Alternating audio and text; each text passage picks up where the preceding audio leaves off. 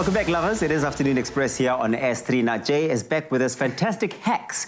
And today he's going to show you how to make heart-shaped cupcakes and heart-shaped garlic rolls. Right? I know. Just in time for Cupid's arrows. The hacks, I'm always here for them. Let's go. Just in time, Tubbs. Something sweet, something savory. Let's start on the savory option, okay? So we've got some garlic rolls.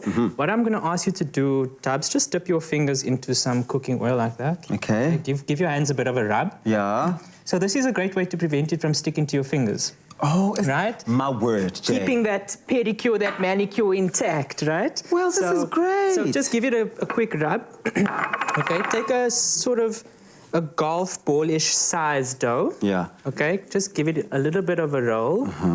Okay, you're following me there? Yeah, I'm following. Okay, then roll it into a bit of a log. Okay. Okay, now rolling this into your hands with the oil will also prevent it from sticking to the counter. The disasters I've seen. Now, can you see that's going to be much easier to clean than having, dough stuck on there.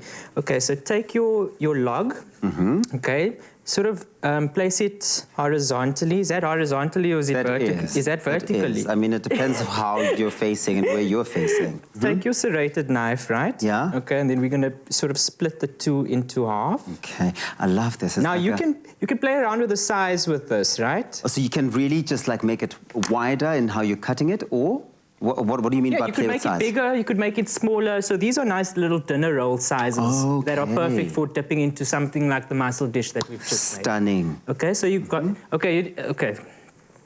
So, yeah. Yeah.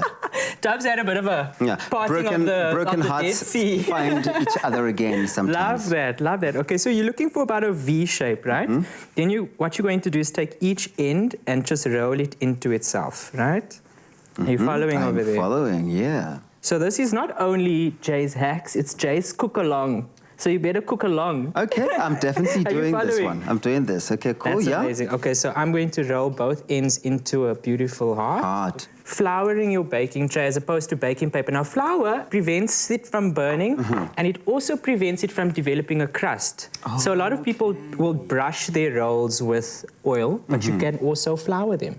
Well, that's a hack. That's hack number 2 coming in. I love this. These are all inspired by the month of love and really just taking those things that we have seen and have made lots and lots of times and creating them in a new way. Exactly. Now, these are garlic rolls, Tubbs, so we're going to do a bit of a garlic butter situation.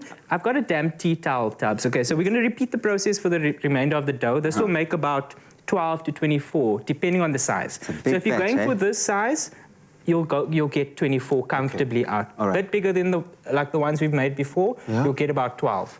And I mean, because so obviously once they go into the oven.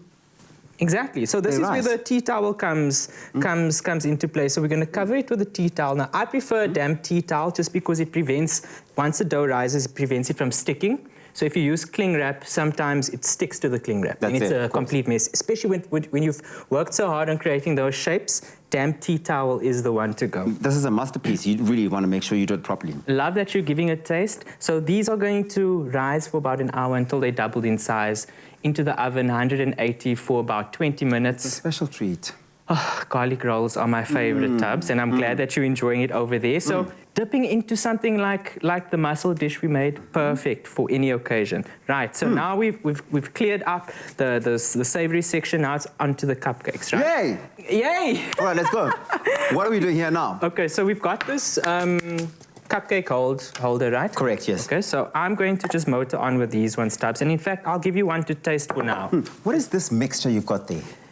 So this is a bit of a red velvet cake situation, right? So I'm just going to show with one or two of these. So we're going to go for about 2/3 of the way in your cupcake liner. So this would have been a pre-mixed situation, right? So any kind of cupcake batter will work. I just thought, it's the month of love. We're going with red velvet, all the red hearts out there.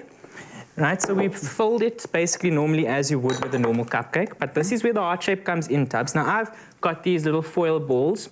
You can use baking beads. You could use a marble. Remember those? Was that before your time? No.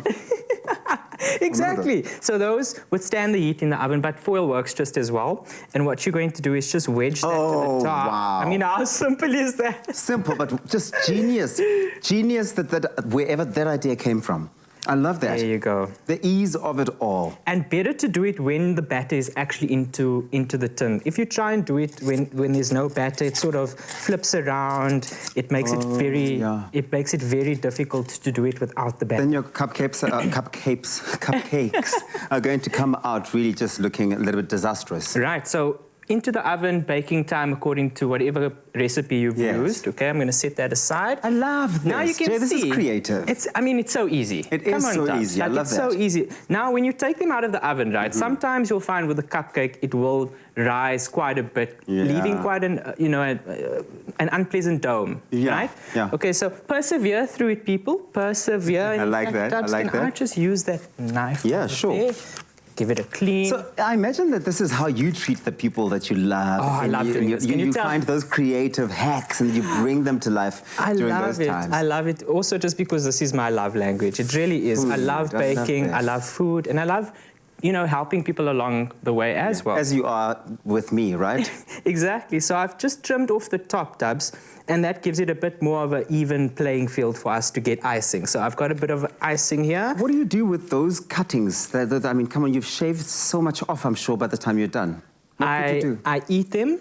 Firstly, give them to my dad. Loves the offcuts, but I usually freeze them tubs. They freeze really well. Yeah. Use them for cake pops, for cakesicles. Cakesicles are very much on trend at the moment. Plenty ideas. Use it in a trifle, for instance. Great way to use all those. I can't believe how quickly all of this has taken, or the short amount of time it's taken to make this so pretty, and it looks so good. I see your heart is beating. Do.